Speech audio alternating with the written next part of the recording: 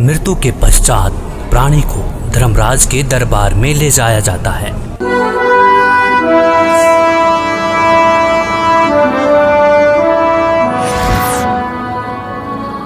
पृथ्वीलोक पर प्राणी जैसा भी कर्म करता है उसका विवरण हर रोज धर्मराज के बही में ऑटोमेटिकली फैक्स हो जाता है।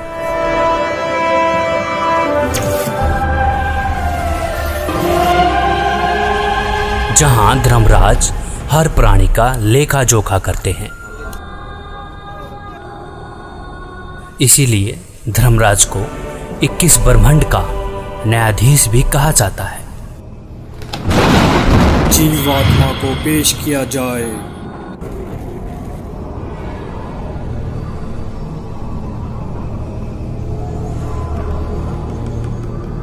इसने प्राय स्त्री के साथ दुष्कर्म और हत्या का पाप किया है, इसे नरक में डाला जाए।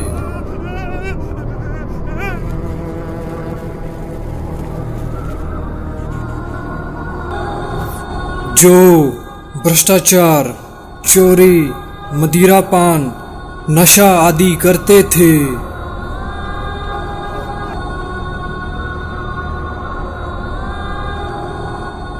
पर स्त्री के साथ दुष्कर्म,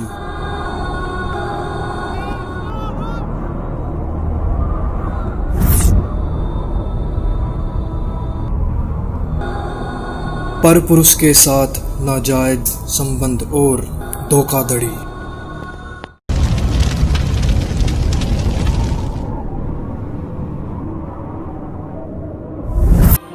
2 नंबर का काम करके कमजोर और असहाय लोगों का शोषण करना और मनुष्य के जीवन के साथ खिलवाड़ करना,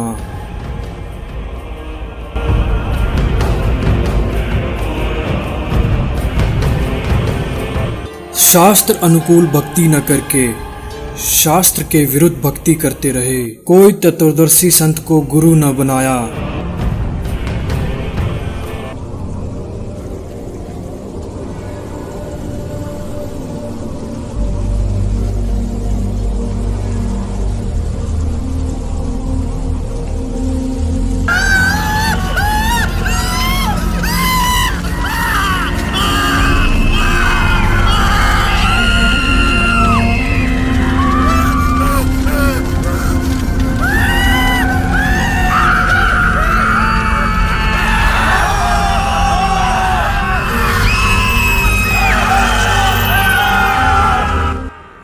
परमात्मा ने कष्ट देखा और उसको आना पड़ेगा, शास्त्रों को खोलना पड़ेगा और इतिहास को फिर दोहराना पड़ेगा जो 600 साल पहले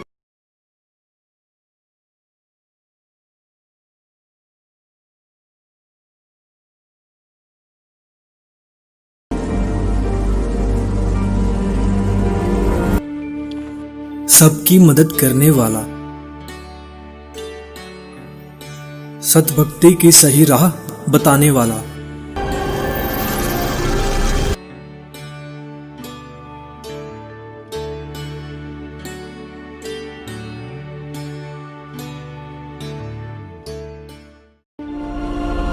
बहुत सारी आत्माएं तत्व ज्ञान को जानकर सतलोक चली जाएंगी।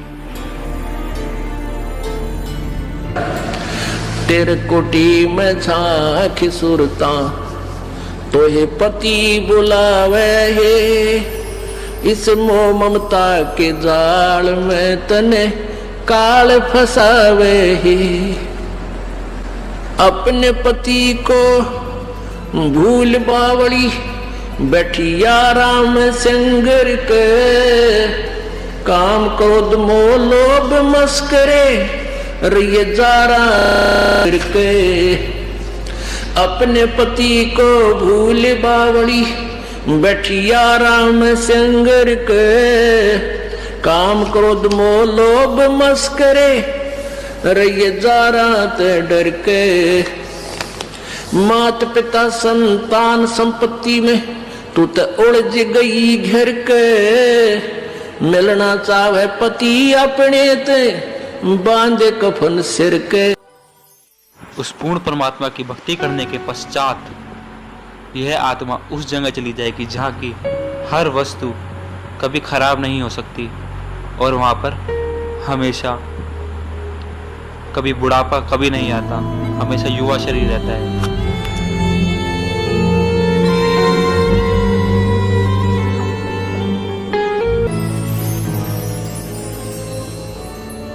सतलोक में चल मेरी सूरता,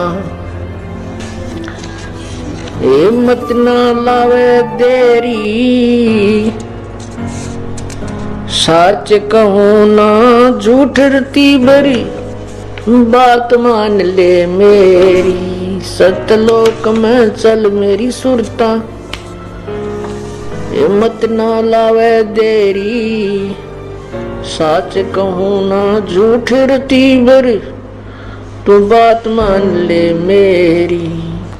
कहते मन मान सरोवर नाण रे, जल के जंतु रे जल माही, आठों बखत बिहान रे, आठों बखत बिहान रे। मन मान सरोवर नाण रे, जल के जंतु रे जल माही, आठों बखत बिहान रे। कि भाई मन नुक है मान सरोवर नहाया करे। ऊपर जो सरोवर है सतलोक की तरफ चलते हैं ना, इस मृत मंडल में भी 21 ब्रह्मांड के अंदर भी मान सरोवर है, इनसे ऊपर सतलोक में भी मान सरोवर है। कहते हैं मन मान सरोवर नाण रे, जल के जंतु रे जल माही, आठों सतलोक जहाँ पे सत्य पुरुष साकार रूप में है, जो कि इस समय संत रामपाल जी महाराज के रूप में धरती पर अवतार लेके आ चुके हैं, जो कि हमें शास्त्रों के अनुसार भक्ति खोल के बता रहे हैं, शास्त्रों में उंगली रख के बता रहे हैं। जब ये शरीर छोड़कर जाता है तो परमात्मा के दरबार में जब इससे अकाउंट लिया जाता है तो ये क्या कहता है, भगवान मेरे को पता नहीं लगा, मुझे ज्ञान नहीं हुआ कि मुझे क्या करना चाहिए था, भक्ति करनी चाहिए थी या नहीं थी। तो परमात्मा उलाहने में नहीं रहते, परमात्मा ये भी कसर नहीं छोड़ते। प्रत्येक गांव में, प्रत्येक नगर में, पूरी पृथ्वी पर कोई भी प्राणी ऐसा नहीं जो इस बात से अपरिचित हो भगवान की भक्ति करनी चाहिए, परमात्मा ने याद करो। यानी किसी ना किसी के मुख से उसने अवश्य कहा है भगवान की भक्ति करनी चाहिए, परमात्मा ने याद करवाई। कोई गलती करता है, पाप कर रहा है, भाई भगवान से डर, मालिक ने याद करे। यानी इस तरह की प्रेरणा प्रत्येक प्राणी तक मालिक ने पहुंचा रखी होती है। फिर दूसरा ये होता है, जैसे आप जी गए हुए हो, आप प्रत्येक भाई को, बहन को, मित्र को, सहेली को, कोई रिलेटिव है, संबंधी, उनसे अवश्य ये चर्चा करते हो कि भगवान की भक्ति करो और भक्ति का मार्ग ये है, वो भक्ति का साधना ठीक नहीं है। तो भले ही वो नहीं मान रहे हैं तो उनका दुर्भाग्य है। जब वो सच्चे दरबार में जाकर खड़े होंगे उनका कोई पुण्य उनके साथ होगा नहीं, क्योंकि भक्ति शास्त्र विरुद्ध है। गीता जी अध्याय नंबर 16 के श्लोक नंबर 23 में कहा कि अर्जुन, शास्त्र विधि को त्याग कर जो मनमाना आचरण करते हैं, मनमाने आचरण का अर्थ है जो अपनी मर्जी से लोक वेद के आधार पर, सुनी सुनाई कथाओं के आधार पर, ज्ञान के आधार से पूजाएं करते हैं, वो मनमाना आचरण कहलाता है, जो वेदों और गीता में वर्णित नहीं है। जो शास्त्र विधि को त्याग कर मनमाना आचरण करते हैं उनकी ना तो कोई सिद्धि होती है, ना उनकी गति होती है, ना कोई सुख होता है, यूजलेस। तो जो साधना आप कर रहे थे वो तो उनके पास साथ भक्ति धन हुआ नहीं और पापों की गठड़ी बंध गई पूरी। पाप बहुत इकट्ठे कर लिए, क्योंकि पाप तो दिन में बिना गिनती के होते हैं और पुण्य करने के लिए विशेष व्यवस्था करनी पड़ती है, गुरु बनाना पड़े। फिर जैसे गुरु जी बताओ वैसे साधना, पूर्ण गुरु, नकली गुरुओं से पूजा नहीं, ना उनकी कोई द्वारा बताएगी साधना से लाभ होने वाला। तो ऐसे पूरा गुरु मिले, फिर आप सच्ची लगन से, सच्चे तरीके से लगे, तब पुण्य बने। तो पुण्य तक कोई उनका बना नहीं, पाप की गठड़ी बंद गई। फिर वहां जा खड़ा हुआ धर्मराज के दरबार में।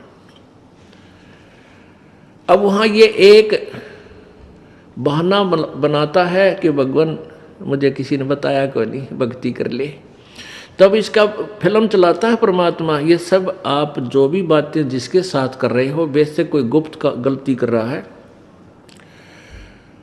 तो वो भी फिल्म बनकर भगवान के दरबार में पहुंच जाती है और एक आपके अंतःकरण में, आपके कंप्यूटर में ऑटोमेटिकली फीड हो जाती है। तो जब ये वहाँ खड़ा होकर ये झूठ बोलता है, बहाना बनाता है, तो परमात्मा इसके कंप्यूटर से जो वहाँ भगवान के दरबार में इसके नंबर का है ऑन कर देता है कि ले देख, ये भक्त तुझे क्या कह रहा है, ये बहन तुझे क्या कह रही है कि भक्ति कर ले, तू क्या कह रहा है, फिर देखेंगे किसने देखा है। ईब के भक्ति करने का टाइम से बुढ़ा होकर भक्ति करूंगा, और भक्ति तने करी नहीं, बकवाद करता रहा। फिर ये कैसे कह रहा है कि मेरे को किसी ने बताया नहीं, फिर ये यूं कर ले है नीची गर्दन। भगवान गलती बन गई बन गदा। अब गलती की सजा दूं मैं, मेरे पास और कोई विकल्प नहीं, जैसी तू करेगा वैसा फल दे दूंगा। तेरा पुण्य होता तो स्वर्ग भेज दूं, हो देवता बना दूं, पुण्य नहीं है तो बन गदा। फिर ये कहता माफ करो भगवान, माफ करो परमात्मा। फिर धर्मराज कहता है जब तुझे मनुष्य शरीर कभी प्राप्त हो तब तू भक्ति करना भाई, अब कुछ नहीं बना, जाइए।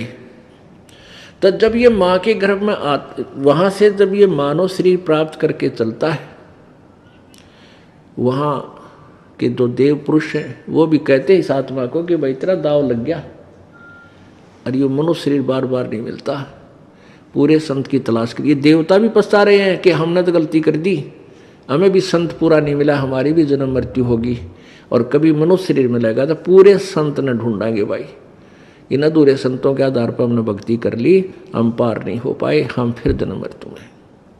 तो आने वाले मानव शरीर प्राप्त करने वाले को प्रत्येक ने एक सलाह देते हैं कि तेरा दाव लग गया भाई, भक्ति करिए, बकवाद मत करना। तो वहाँ तो ये बिल्कुल पक्का होका हुआ है, माँ के गर्भ तक इसको याद रहता है। बाहर आते ही फिर ये 3 गुणों के प्रभाव से ये भूल जाता है।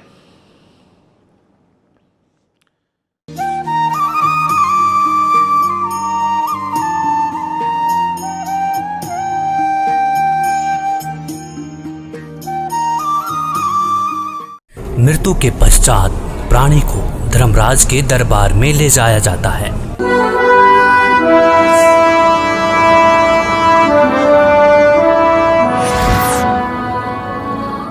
पृथ्वीलोक पर प्राणी जैसा भी कर्म करता है उसका विवरण हर रोज धर्मराज के बही में ऑटोमेटिकली फैक्स हो जाता है।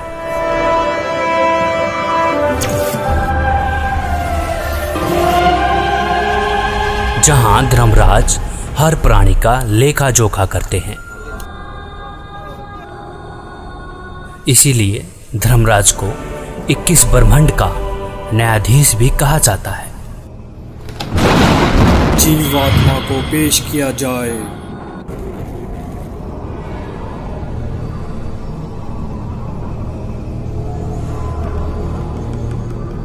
इसने प्राय स्त्री के साथ दुष्कर्म और हत्या का पाप किया है, इसे नरक में डाला जाए।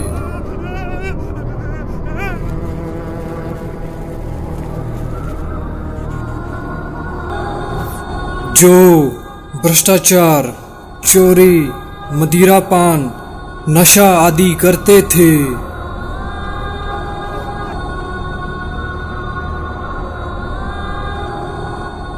पर स्त्री के साथ दुष्कर्म।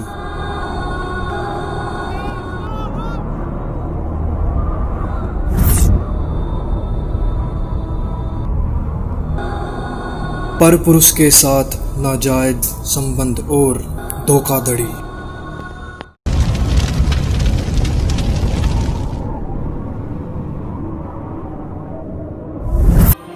2 नंबर का काम करके कमजोर और असहाय लोगों का शोषण करना और मनुष्य के जीवन के साथ खिलवाड़ करना।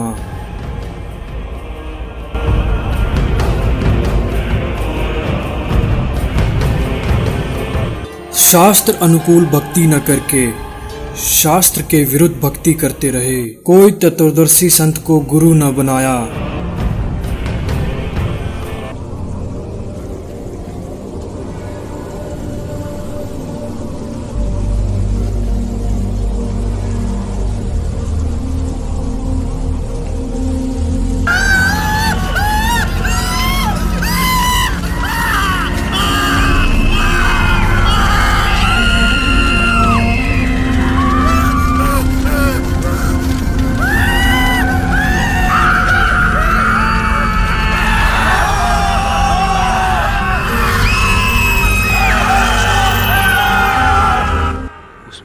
परमात्मा ने कष्ट देखा और उसको आना पड़ेगा, शास्त्रों को खोलना पड़ेगा और इतिहास को फिर दोहराना पड़ेगा जो 600 साल पहले।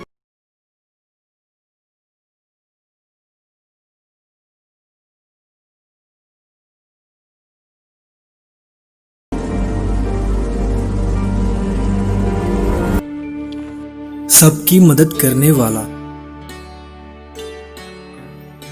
सतभक्ति की सही राह बताने वाला,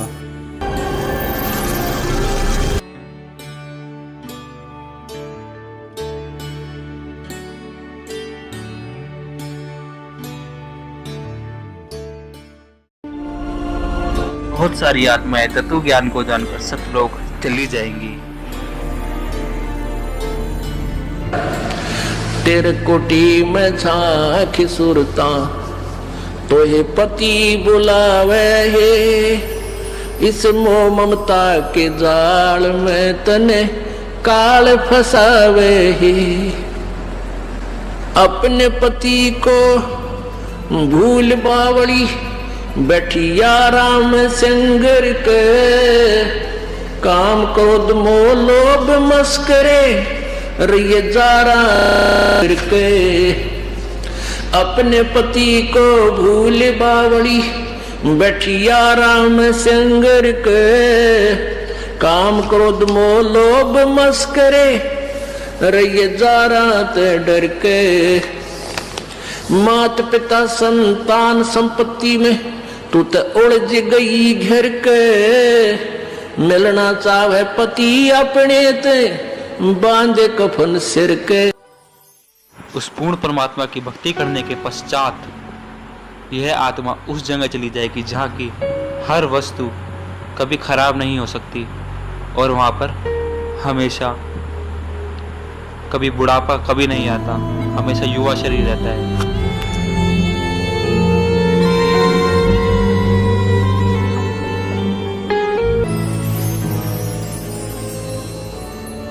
सतलोक में चल मेरी सुरता, हिम्मत ना लावे देरी, सच कहूँ ना झूठ रती भरी, बात मान ले मेरी। सतलोक में चल मेरी सुरता,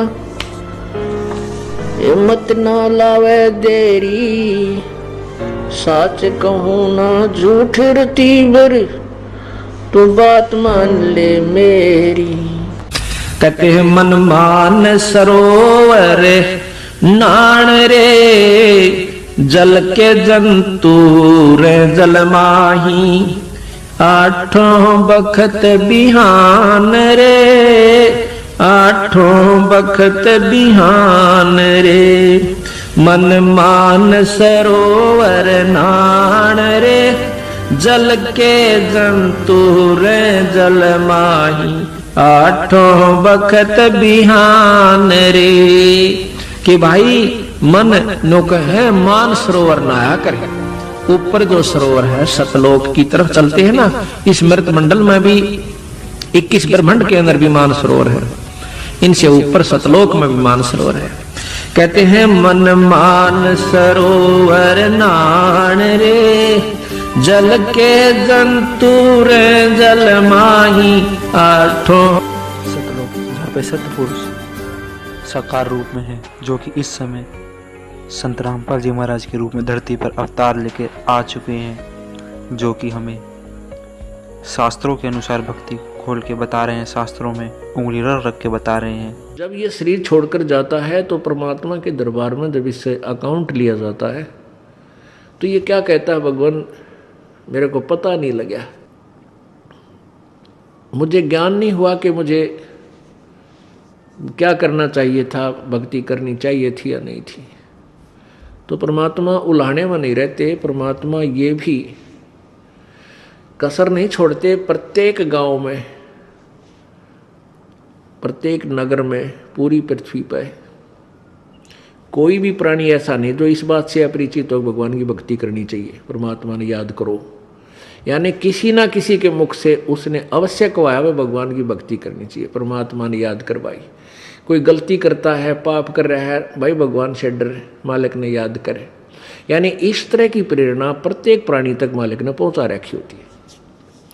फिर दूसरा ये होता है, जैसे आप जी गए हुए हो, आप प्रत्येक भाई को, बहन को, मित्र को, सहेली को, कोई रिलेटिव है, संबंधी, उनसे अवश्य ये चर्चा करते हो कि भगवान की भक्ति करो और भक्ति का मार्ग ये है, वो भक्ति का साधना ठीक नहीं है। तो भले ही वो नहीं मान रहे हैं तो उनका दुर्भाग्य है। जब वो सच्चे दरबार में जाकर खड़े होंगे उनका कोई पुण्य उनके साथ होगा नहीं, क्योंकि भक्ति शास्त्र विरुद्ध है। गीता जी अध्याय नंबर 16 के श्लोक नंबर 23 में कहा कि अर्जुन, शास्त्र विधि को त्याग कर जो मनमाना आचरण करते हैं, मनमाने आचरण का अर्थ है जो अपनी मर्जी से लोक वेद के आधार पर, सुनी सुनाई कथाओं के आधार पर, ज्ञान के आधार से पूजाएं करते हैं, वो मनमाना आचरण कहलाता है, जो वेदों और गीता में वर्णित नहीं है। जो शास्त्र विधि को त्याग कर मनमाना आचरण करते हैं उनकी ना तो कोई सिद्धि होती है, ना उनकी गति होती है, ना कोई सुख होता है, यूजलेस। तो जो साधना आप कर रहे थे वो तो उनके पास साथ भक्ति धन हुआ नहीं और पापों की गठड़ी बंध गई पूरी। पाप बहुत इकट्ठे कर लिए, क्योंकि पाप तो दिन में बिना गिनती के होते हैं और पुण्य करने के लिए विशेष व्यवस्था करनी पड़ती है, गुरु बनाना पड़े।